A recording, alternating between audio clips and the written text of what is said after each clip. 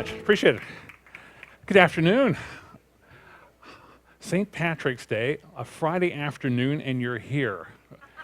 What am I supposed to do with you? Good God. Once upon a time, I used to teach 18-year-olds economics at the University of Oregon. Yes, it's exactly what it sounds like. And this was the University of Oregon that was about 2 years after a movie called Animal House was filmed there. So I want you to imagine for a second what it's like to have someone like me standing in front of them with working on my doctorate in economics, because I was a serious young man in those days, talking to them about microeconomics at 1:30 on a Friday afternoon. What finally happened is I looked at them one afternoon and I said, look, let's just agree. I'm going to get you all through this, okay? No matter what happens here, just pretend that you're listening to me. So on that happy note, pretend you're listening to me. That makes Rick feel better and make me feel better too. But anyway, listen, thank you all very much. This is my second time on Crystal, in fact. Last year, did a cruise from Miami through Bermuda to Azores. If you've done that cruise up through Portugal, I recommend it highly. It's fascinating. And it was an opportunity to learn how to lecture standing on a moving deck.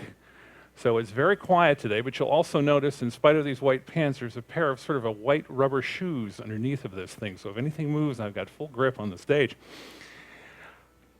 I spent 32 years now involved in national security in one way, shape, or form. I spent 16 years at CIA.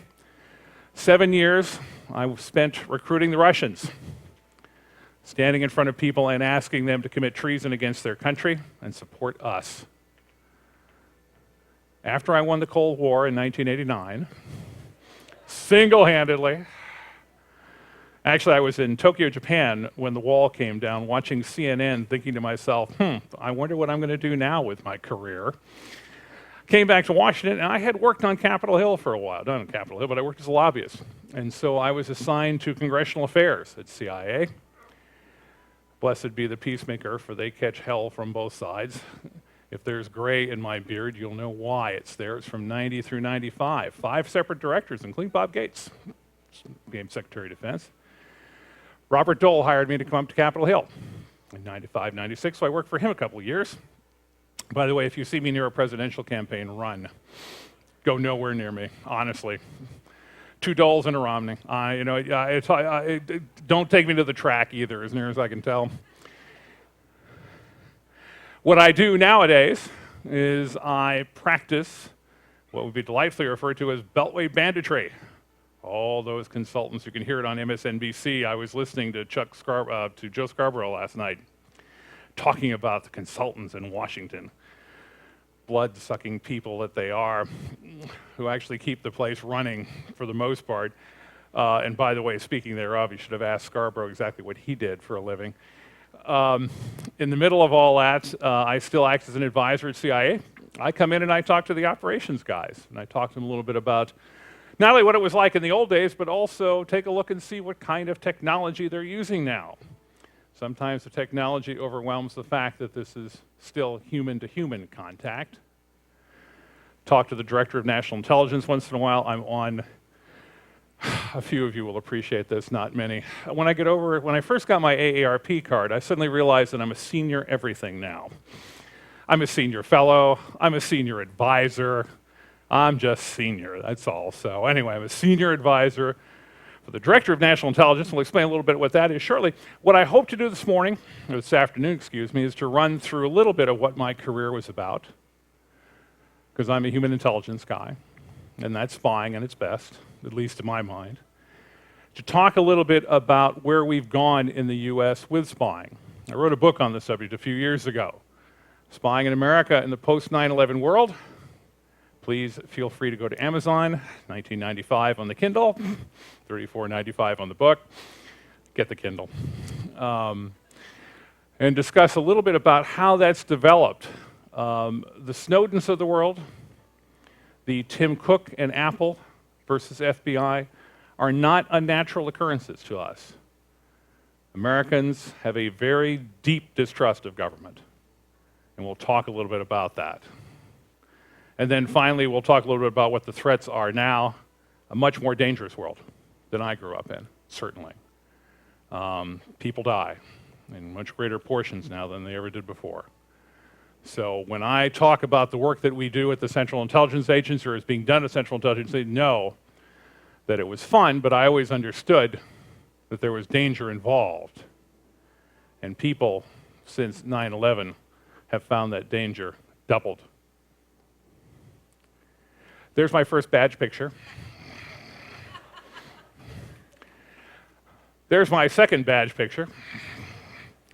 And here's my current contractor badge picture.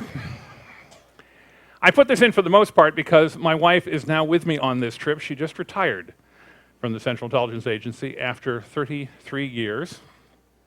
She is trained as a case officer.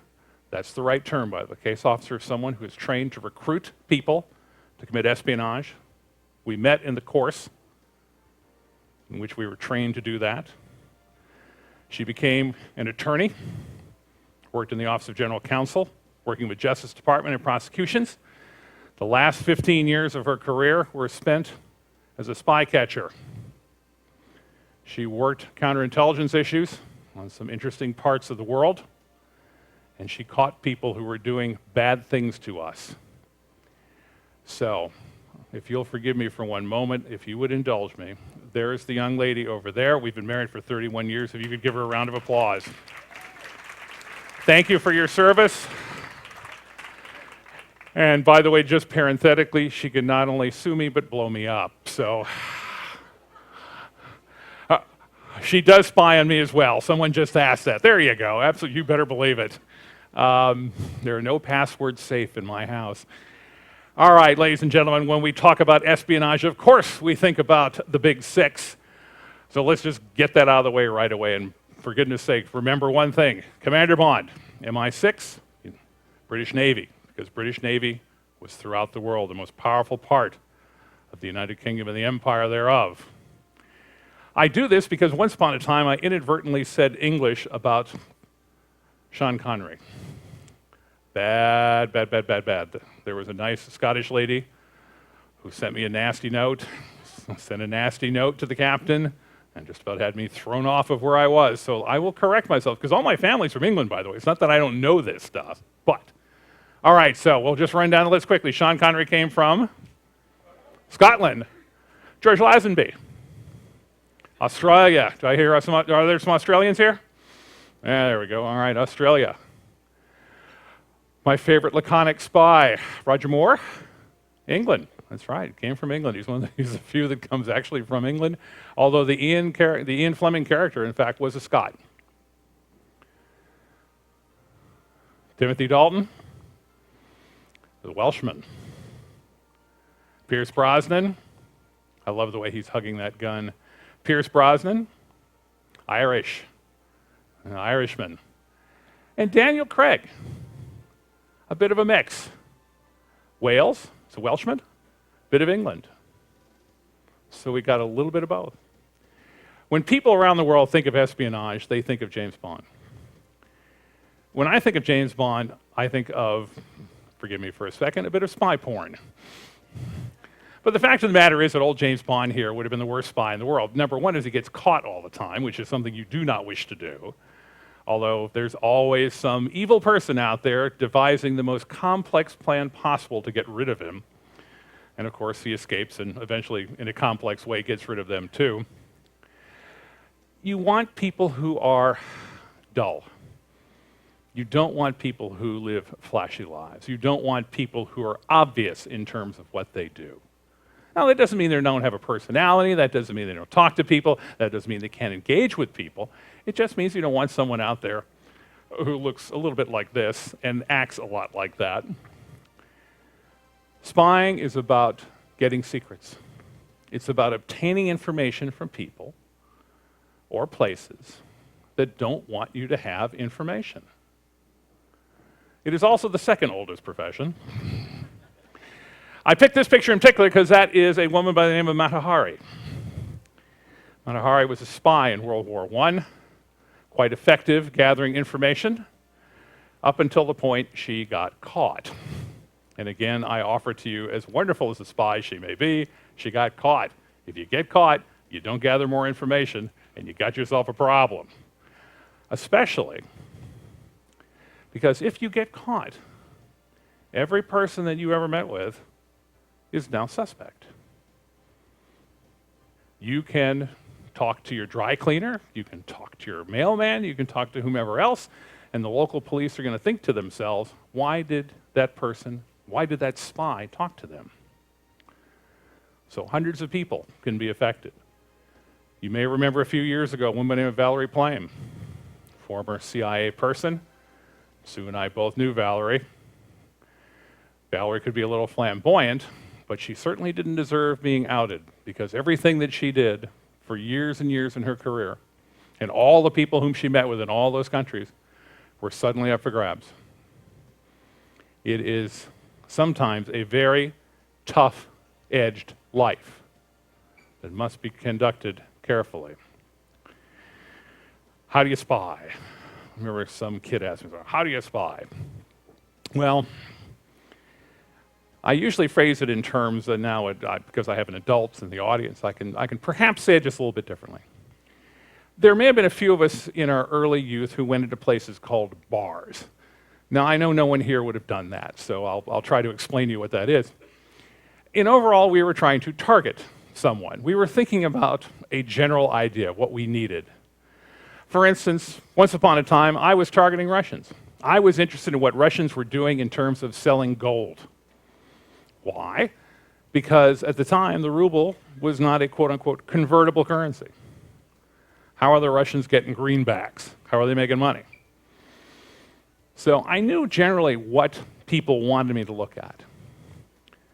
Then the question became, all right, well, now what do I do? Now, how do I break this down? Well, are there people who have access to that information? Are there people out there who might be, let's say, a senior bank manager in Switzerland? Might there be someone in the local Soviet embassy who might be a little unhappy? By the way, anytime you hear somebody talking about recruiting the secretary of whatever, Secretary of State or the Ministry of Foreign, no, that's not who you want. You want angry secretaries. You want people who have access to information. You want angry analysts because they have access to information. You don't want high flyers. You want people who can get you the information that you need to answer those people back in Washington who have questions. So you spot people. You go back to Washington and say, hey, listen, I met X and X at a party.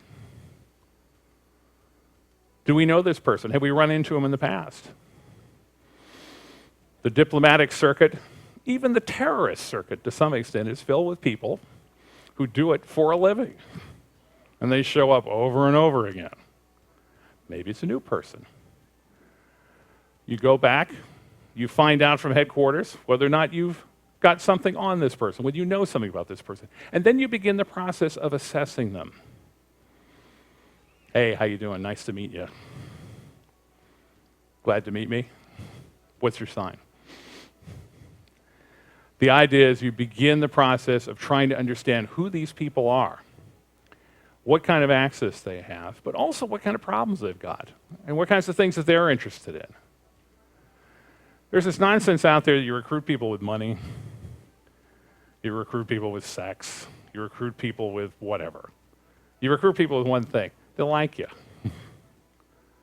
They like you, and you understand what drives their ego. And Suzanne and I go back and forth on this just a little bit, but the ego part is the driver. What is it about them that's bothered? By the way, find me a son who had a bad relationship with his father, who's smart but a little lazy, who thinks that he's being ignored, and I offer you a high-grade steak, because that's the kind of person you want. And I'm going to point a couple out to you as we go on through this. Finally, you get to the point where you know this person, and then you begin the process of recruitment. Now, when you recruit somebody, it's not like you walk up to them and say, hi, I'm Ron Marks from CIA, how you doing? Going to pay you $500 a month, and all that information you got, love you, and if you get caught, well, thanks. No. This process can take years. This process can be done with multiple people over years. The idea is to get this person to begin to engage in a dialogue, to understand if this person wants to engage in a dialogue. Do you have something that would be interesting for me? For instance, would you know something about the Russian gold supply in Switzerland? Which banks are they using? You begin the process of talking to this person. First, to determine whether or not they know anything, but second of all, what it is that they're willing to share. And then over time, you begin to deepen that relationship. Sometimes it works and sometimes it doesn't. This is a situation where, if every recruitment was made, half the world would be recruited. It doesn't happen that way. But what you try to do is establish a personal level of rapport with this person. For those of you who do sales, for those of you who've ever gone out on a date, those of you who've gotten married, this is a negotiating process. This is a process of understanding this other person and what this other person wants. And sometimes it's a question of this other person wanting to actually talk to you. They're frustrated with where they are. They're not happy. They want something to be different. Or sometimes they're worried about their children and their children's futures, a lot of times. Or they may have a medical issue, or their wife may have a medical issue. How can we help you take care of that? Because eventually it comes down to having to look someone straight in the eye and saying, look, you know who I am. Because if you don't by this point, I don't want to deal with you. You know who I am. They're calling in right now. See, I'm that good still. I need some help, my government needs help, and I know you help. I don't want to see you in a position where you're doing this for nothing. What can we give you? We can give you money. We can give you medical supplies. We can help your children's education. It's a negotiation. It's got to be agreed on both sides. The reason you don't do sex, the reason you don't do these other things is because if someone feels trapped, they're angry. And the Russians tend to do that kind of thing because the Russians tend to be, well, Russian. The tough society. And they oftentimes apply their rules across the board. One of the toughest things to do, and I was almost going to change this, was termination. Because it usually gets hooked into something other than the idea of saying goodbye. Well, you say goodbye, but a little more briefly. The idea of a termination is that sometimes the relationship just runs dry. Sometimes the information, I hate to say it, but this is the real world. Sometimes this person may not have access to that information that you need anymore. Now, that doesn't mean you boot them out the door and thank them very much for playing. This is probably one of the most dangerous parts of it. You want that person happy. You want them, by the way, available to develop a relationship again. Because you may not know where they're going to be 5 or 10 or 15 years from now. So you try to very carefully talk to this person and say, well, I'm moving on, you're moving on at this point. Here's some contact information. Maybe at some point in time we can begin to pick up on this. Again, a friendship, a relationship that you build over time, not quickly, not, hey babe, let's spy, but really a personal relationship which allows you to some extent, control the relationship. Because remember something, you have this person's life in your hands. I don't want to go on too long about this because we have other things I'd like to talk about. But I can remember quite distinctly being in a situation where I'm meeting with someone, and this person knew me by a different name. This person wanted to get out of where he was, desperately. And we wanted him to stay there for just a little while longer. So in the middle of this meeting, and I'd like to tell you that there was a funny ending to this, but there's not. I'd like to tell you that I gave a brilliant response to this, but I did not. Suddenly from across the room, in a very large place, someone starts to yell, Ron Marks, how the hell are you? Now, to tell you that I came back with a swift response, besides looking like a deer in the headlights, and trying to sit there at that very moment figuring out how am I going to write this cable back to headquarters, For those of you young kids, by the way, a cable's an old-fashioned email. We'll explain that a little later. Guy comes up to me, starts talking to me. I go, fine, gives me his card, he goes away. Hadn't seen him for 15 years. The guy I'm sitting across the table from said nothing and continued the conversation. And it was at that moment that I realized I had that poor man's life in my hands, and I better treat it carefully. That's spying. That's human intelligence. About people, about relationships, but ultimately about your control over this individual's life, and you do not take that carelessly. And when people expose those kinds of sources, you find them, you send my angry wife after them, and she will get them. And if you don't think so, let me tell you something. She did and does. Once you recruited somebody, there are a lot of different ways of talking to them. Now, you've probably seen the old stories about dead drops. Well, a dead drop can be something that is essentially disguised and has a message in it or money in it. In the old days, you would have things like bricks or rocks or whatever else, and they'd be hollow. First time I saw one of these things, by the way, I thought to myself, wow, how good could these things be? They're really good. Really, really good. See that little mark just on the fence, just above that screw? That is a signal to someone to go and pick up that brick. Very subtle little signs. Why? Because oftentimes you're doing this in places where people are keeping a very careful eye on you. I have just signaled, pick up that brick. There's information. What is that information inside that brick? Well, it may be money. It may be microfilm. Anybody see Bridge of Spies? All right, well, Bridge of Spies, remember when he opened up the nickel? It had microfilm in it. Nowadays, such things as steganography. You can essentially hide a message in among the pixels in a picture. And frankly, nowadays, you don't even have to meet the person. If you don't want to, you can talk to them over the computer. There are plenty of secure ways of doing that. You can talk to them in the game world. I know sometimes when you hear NSA and others talking about diving into covering various games, looking at what people are doing online in these games, et cetera, it seems silly. But the fact of the matter is that they're communicating worldwide. They can do it clandestinely through characters that they create. They can train online, et cetera. So meeting is not like it used to be in the old days. A lot of different ways of doing it. I put this up just to remind everybody that while some of this is fun, it is not a game. There are some 100 names on that wall, 100 stars. Sue and I know some of them personally. The amount of stars on that wall in salute to those people who have died has doubled since 2001, since 9/11.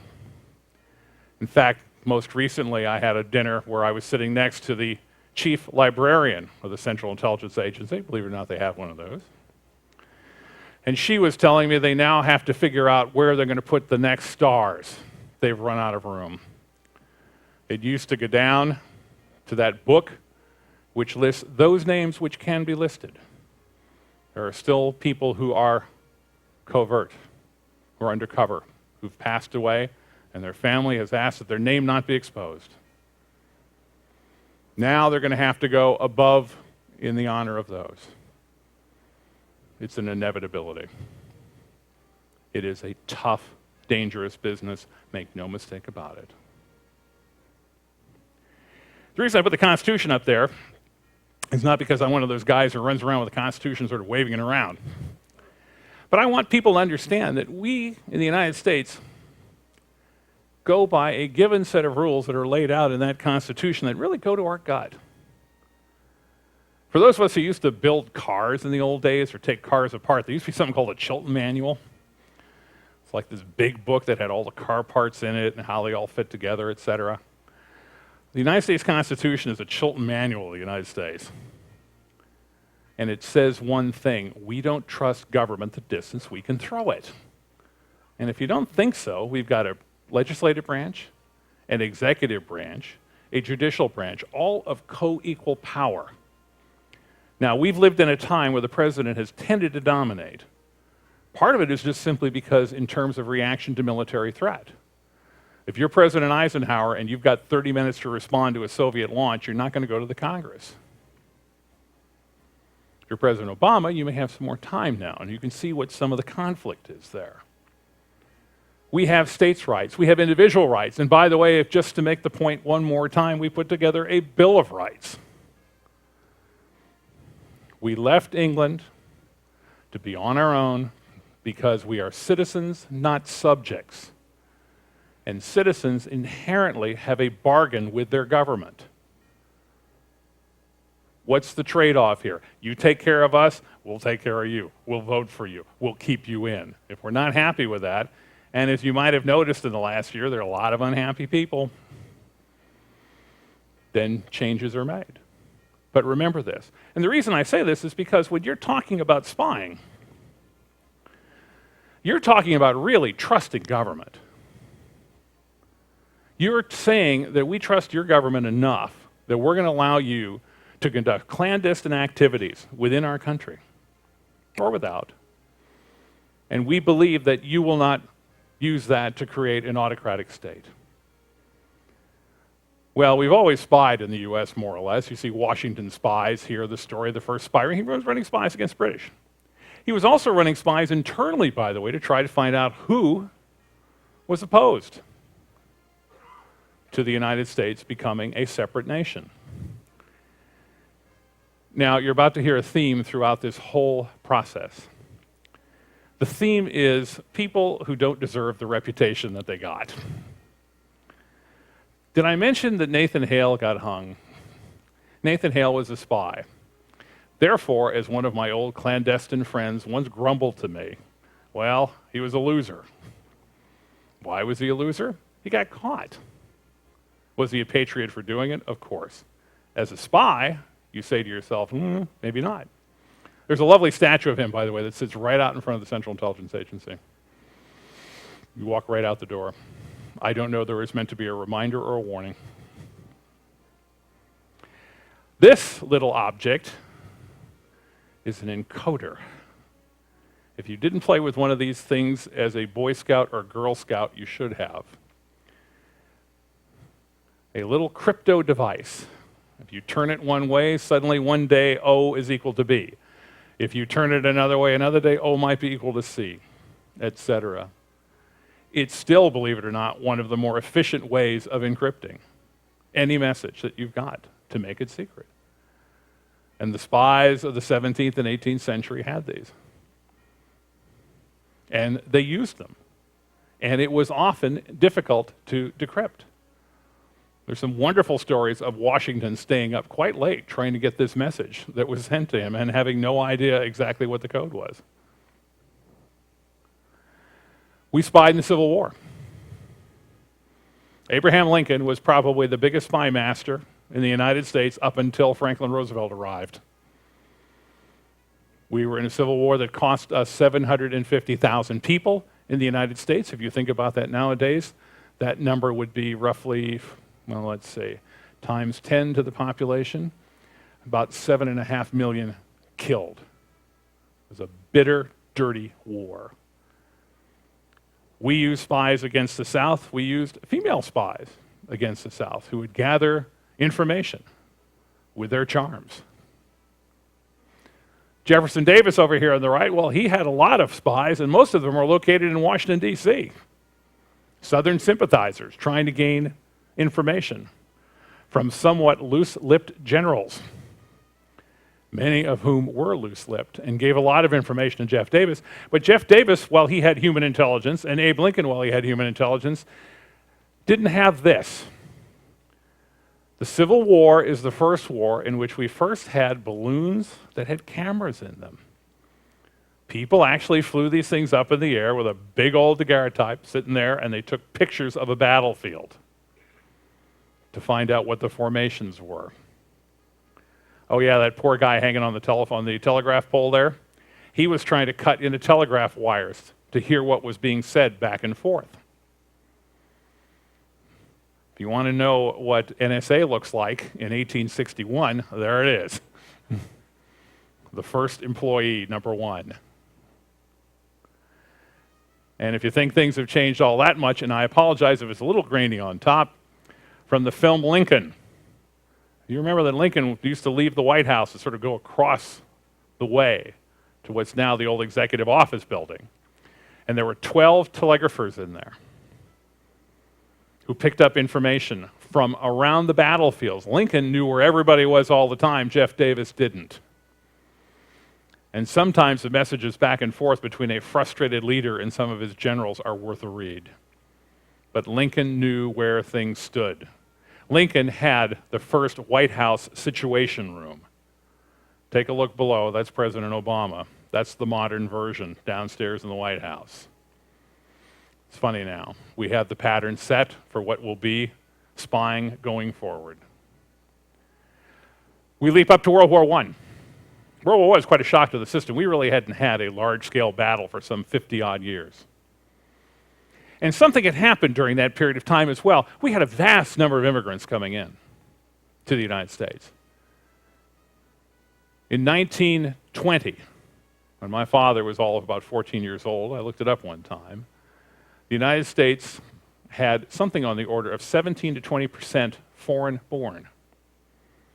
That was the term they used in those days.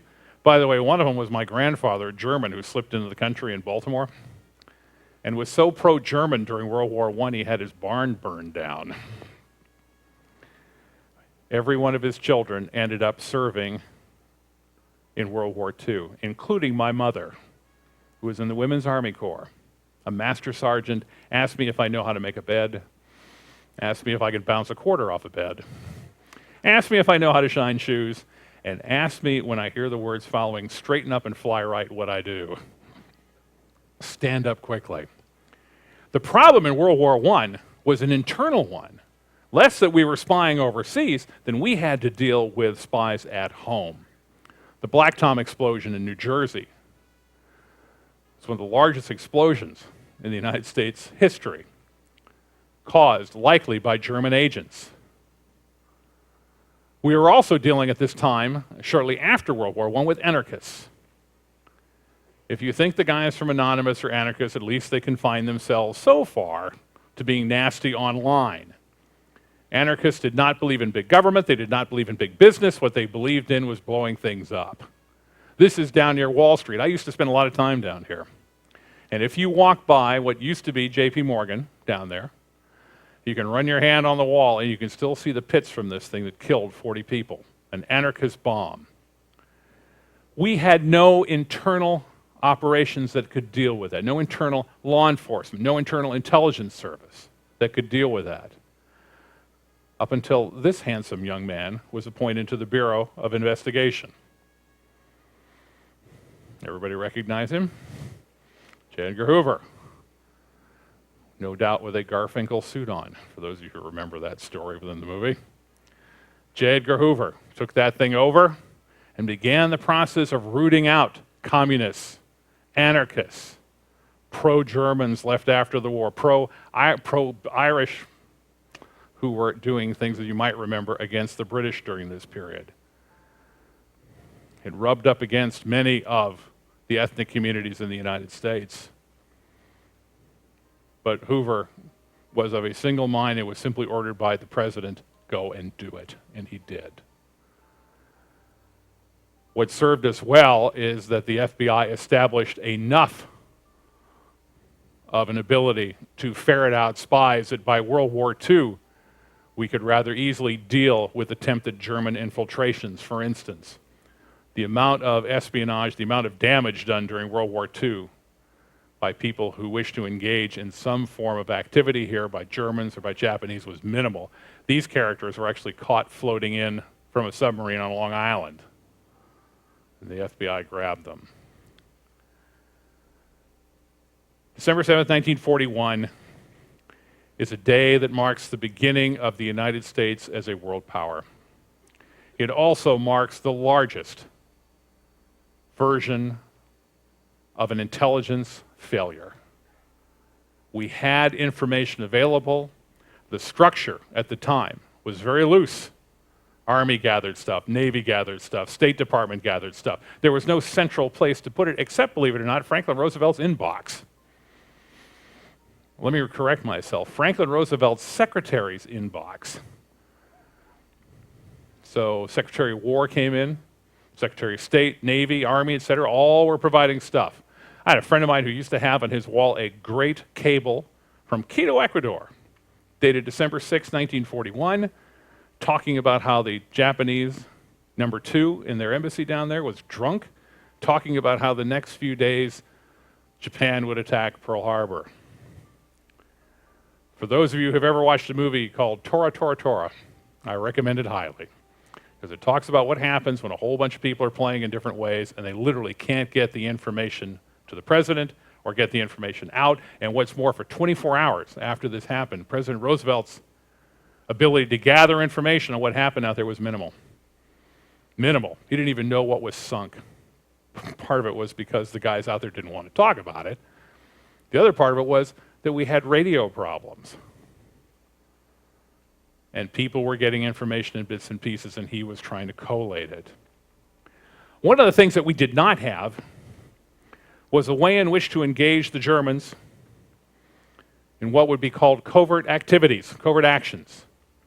The ability to work behind enemy lines and support partisans who believe in your cause. William J. Donovan was someone who knew Roosevelt very well. He saw what the British had done earlier in World War II and decided that we needed something similar. And so the Office of Strategic Services, OSS, was set up. The joke was it stood for Oh So Social because it was all drawn from people in the Ivy Leagues. Not necessarily true, but nevertheless substantially true. It was a force of about 10 to 15,000 people. It was about a division strength in the United States Army. They did a lot of work in Europe, a lot of behind the line support of the French resistance, of the Italian resistance, in Southeast Asia as well. They worked with Ho Chi Minh. They worked with others who were against the Japanese. You'll see the beginnings of the spy gear that we all know and love, the secret, small, hidden weapon, the clandestine training, the field manual training. Anybody know who that is in the bottom left-hand corner? Julia Child, you bet. She met Paul, who was a cartographer with OSS. She was doing clerk typing, as I recall. Oh yeah, by the way, when you first join the CIA, they call you a CT, which is their junior officer program. It is meant to be, it's called career trainee. In fact, what it really stands for is clerk typist, because what you get to do in that first year and a half of training that leads you to be able to do that I talked about before, is shuffling files around. A lot of files. A lot of files. Our ally and our opponent. In a very short period of time, after World War II, it became very clear that the Russians were going to be our opponents. How were we going to deal with that? The KGB was part of a Soviet spy system that is almost 500 years old. It goes back to Ivan the Terrible. By the way, if you want to know how tough the Russians are, after 300 years of Mongol and Viking pillaging, the first king they have is called Ivan the Terrible. KGB was tough. About 1/3 of their embassies around the world were KGB officers, either collecting information or alternatively supporting local groups as we engaged in a decolonialization around the world, hoping to get them to favor communism as a way. It's hard to explain to younger people the drive, the ideology that went behind this, that they were looking for world domination, that they'd suffered 20 million losses in World War II, 20 million people killed at a population of 200 million, 10% of the population gone, and they were still determined to push ahead with a socialist vision. The fight, of course, ultimately came down to who had what kind of weaponry And we engaged in what was called a Cold War because we did not dare go hot. We had obviously nuclear weapons by 1945. Arguably, they helped end World War II in the Pacific. The Russians had them by 1949. Why? Because they spied and they got information from us. We had to decide how to deal with that. America had to decide whether or not to stay involved internationally. After World War I, we picked up and went home. After World War II, President Truman decided we stay in the game. We got to do a couple of things. One, we build our relationships with our allies. We need intelligence. We need to know what's going on. Every once in a while, you'll hear some smart guy talk about the Five Eyes. Well, essentially, it's the cooperation between Canada, New Zealand, the United Kingdom, and Australia with the U.S. They are our closest and dearest partners and have been since World War II, the end of World War II. But we had to do something else as well. We had to create a central intelligence agency that would allow us to gather all the information together so that we knew what the Russians were doing around the world, so that guys like me could be trained and sent out to gather information, to persuade governments newly created around the world that it was worthwhile to follow the American model of freedom. We also had to keep an eye on what was going on inside. The Russians were very good at spying, and we had lots of evidence of it. We'll talk about this fellow in a little bit, but James Jesus Angleton. Dare I tell a secret, but Suzanne actually had his physical desk at one point. He was a maniac, a raging alcoholic, not Suzanne, but Angleton. He believed that there were spies in the Central Intelligence Agency, and he would ferret them out. He was actually pretty good, sort of. The idea was good, his execution was terrible. In many ways, he froze the CIA's capabilities because he put a lot of guys sort of on the sidelines. We're not quite sure we trust you. We'll keep you away from this information for now. Internally, well, there's our friend again. J. Edgar Hoover was the chief communist spy buster. The Rosenbergs, who supposedly gave away our communist secrets, supposedly did give away some of our nuclear secrets. Alger Hiss. You see Richard Nixon sitting here not smiling again. Alger Hiss, giving away secrets at the highest levels of the State Department. There was a lot of controversy for many years about Hiss and Rosenbergs. Were, in fact, these people really spies? The National Security Agency, or earlier versions thereof, were able to put together signals intelligence from the Russians to decrypt this intelligence, very difficult to do, and gather very specific information as to who these people were. Now we're into the spy game of the 40s and 50s and early 60s. I recommend Keith Melton's book because it's sort of interesting. Bill Colby, who had been director of CIA, much maligned. We'll talk about that in a minute or so. And Oleg Kalugin, my favorite former KGB guy. If Oleg weren't in real estate in Florida, I don't know what else he would do. Oh yes, our friend again. Now we're into the high levels of spying. On the other hand, there's some people who didn't do as well. Go back to Bridge of Spies. Remember what happened? This is Francis Gary Powers. I bring this up for two reasons. Number one, to show you what a U-2 looks like. By the way, they're still operating. They're great planes. You ever sit in one, still analog dials. But they work beautifully. When they take off, they go like that. Francis Gary Powers was shot down just in advance of a major summit, May of 1960, between Nikita Khrushchev and President Eisenhower. President Eisenhower, assuming that Francis Gary Powers had blown up the plane, said, don't worry about it. Weather plane. That's the good news. The bad news is he didn't blow up the plane. There are a lot of things that are made in that movie about what happened to him. But the bottom line is I can tell you from personal experience that when his family, after he died, tried to give his flight suit and other things to parts of the intelligence community, they were turned down. A lot of people didn't forgive him for that. He should have died in their minds. It's funny how these things work. Eventually, Director George Tenet of Central Intelligence decided it was worthy for them to take on his stuff, and there is a nice little museum to him now in that incident, contained in a place called the National Reconnaissance Office, which built spy satellites. That U-2 was able to pick up what the Russians were doing in Cuba in 1962. This is called the Star of David pattern. And the reason it's called the Star of David pattern is you can sort of see the Star of David in it. What it is a Russian intermediate range nuclear base, nuclear missile base. We were able to identify roughly 60 to 70 of these. In reality, they're closer to 200.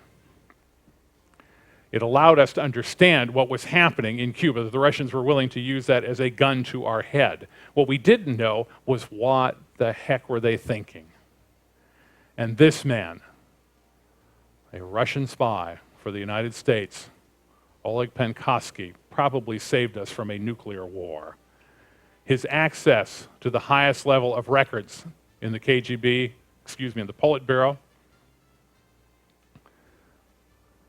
of the Soviet Union allowed us to get inside of their heads. And what he found out pretty quickly was that there were a lot of disagreements going on, least of which is that some of the guys were scared witless, as well they should have been, that Khrushchev had gone too far.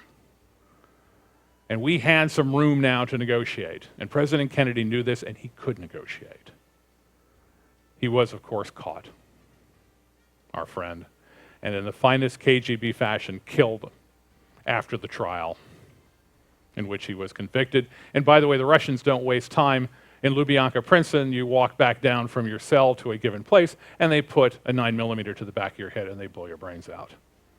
Make no mistake about it. When you see Vladimir Putin, and when you talk about KGB, you're talking about thugs, killers. The second half of this Cold War period was influenced and colored almost totally by Vietnam. Vietnam represented in many ways a break in intelligence. You'll see in the upper left-hand corner there the symbol of Operation Phoenix. Operation Phoenix was done in Vietnam. It was essentially part of what was called the pacification program. It was a program that was essentially designed and put in place to begin the process of calming the situation down in Vietnam, finding who the Viet Cong were, and frankly, brutally engaging in a covert action in support of the South Vietnamese government. It was nasty. We worry about waterboarding today. Those boys used to throw people out of Huey helicopters. Angleton himself, on the bottom left-hand side, became the subject of some controversy. What was he doing to CIA? Were there spies there really? And in the middle, anybody know who's in the middle? Gordon Liddy and E. Howard Hunt, who contributed to Watergate, who essentially brought down the Nixon administration, and in the middle of all of that collapse, this came up. The Nixon administration, the Johnson administration, and the Kennedy administration had asked CIA, see Seymour Hersh, to look at anti-war forces, to engage with the FBI and the United States Army intelligence to try to find out what was going on, whether or not these people were communists.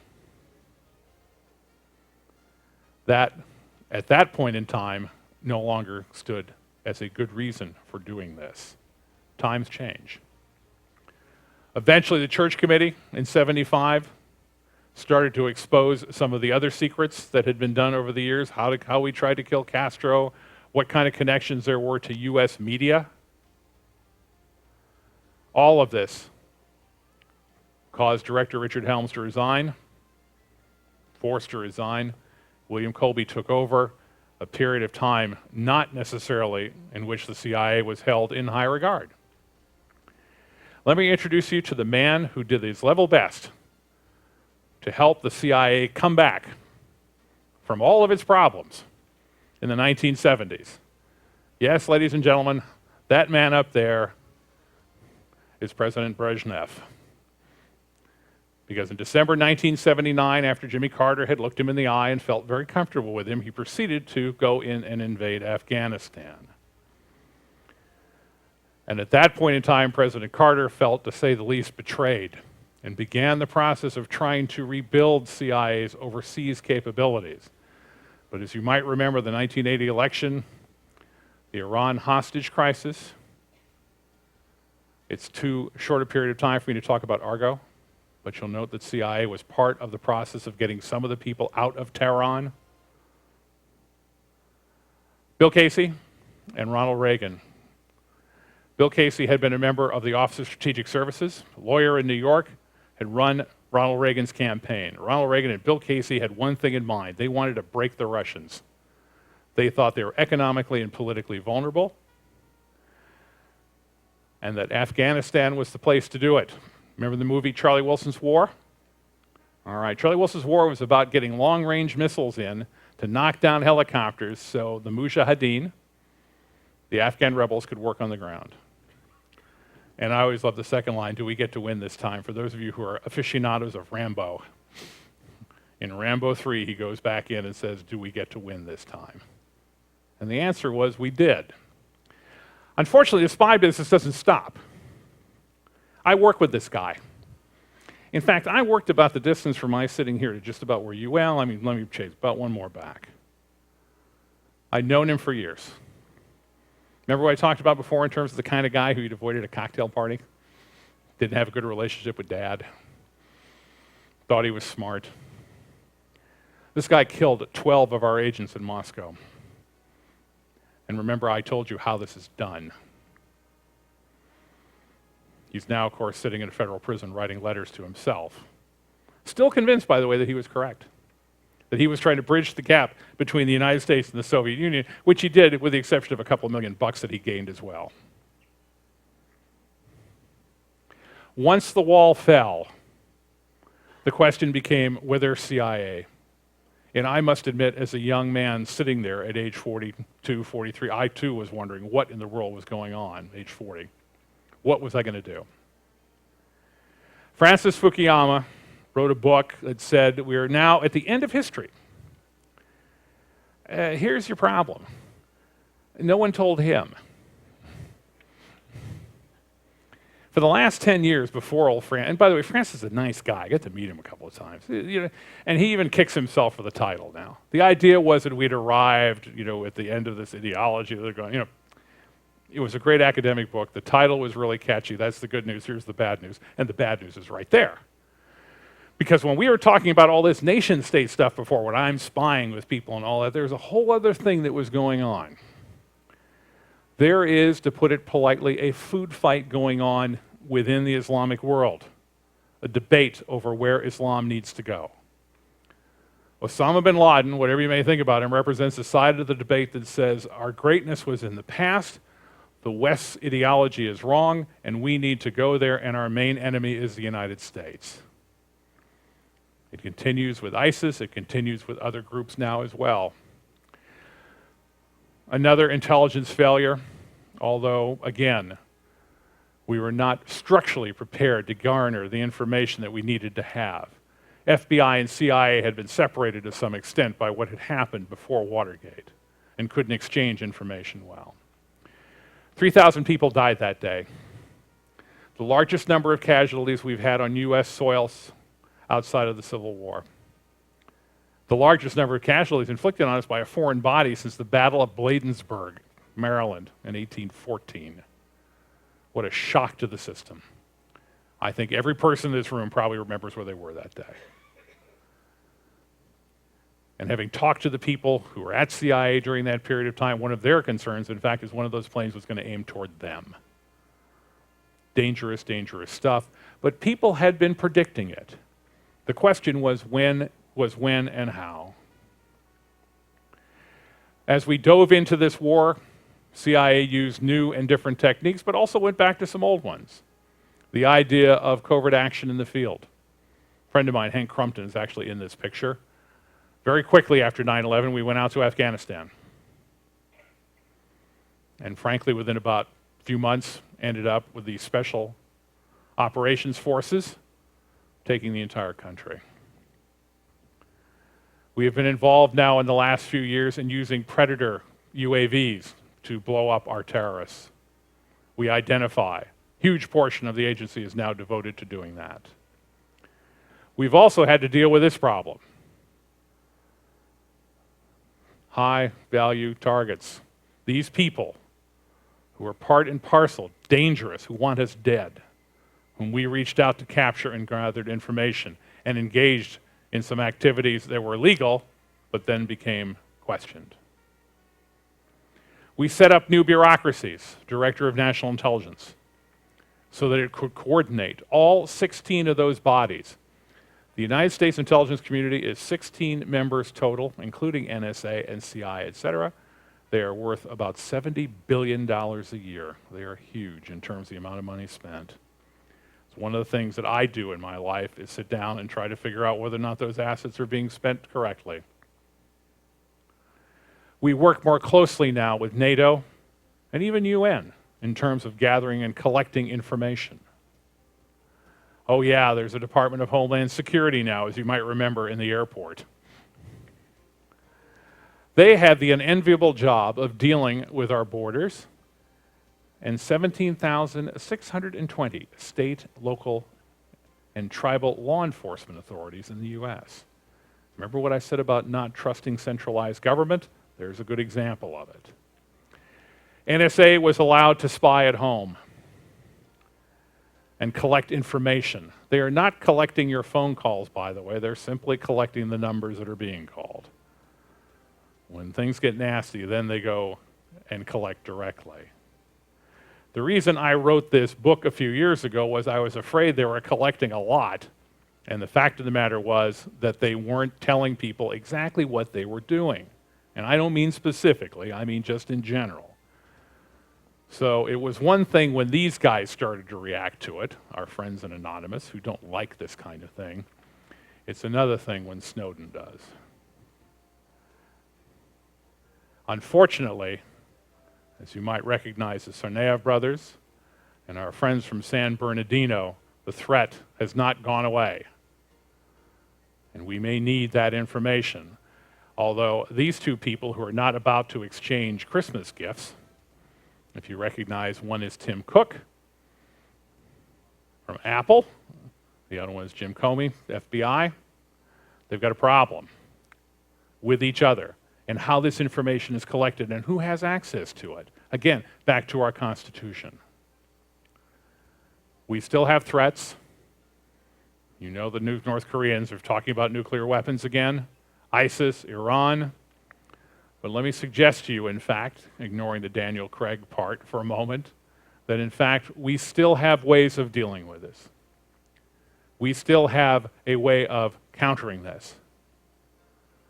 Through our covert actions, through our human intelligence, through our ability to reach out and gather signals, and our ability to work here in the United States to gather information, because there are no borders and there are no boundaries. Ladies and gentlemen, it's been lovely talking to you this afternoon. You've been very patient, and it's a beautiful day out there, so go and enjoy yourself. Thank you.